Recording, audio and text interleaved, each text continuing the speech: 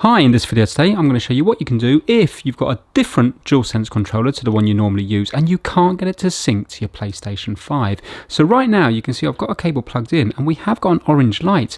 It is charging, but it's not actually syncing up.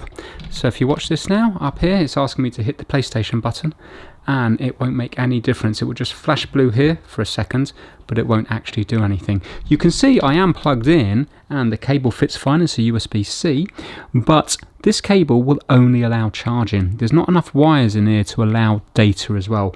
Often the cheaper cables you get will only do charging and not data.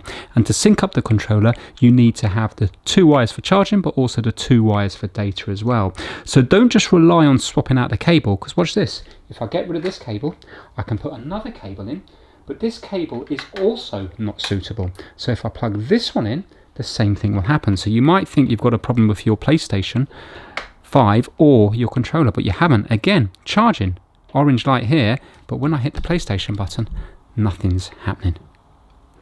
But now check this out. If I use this wire isn't a cheap cable. This will allow data and charging down the one cable. So watch this, you plug it in, it will behave the same with the orange light, but this will allow the data to go through when I hit the PlayStation button. So watch this now.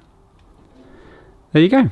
So don't just rely on 1 or 2 cables. Make sure you try a few cables, because hopefully one of your cables, maybe a good cable that you got with one of your phones that has USB-C, will hopefully allow data and charging. So that's it. Thanks for watching.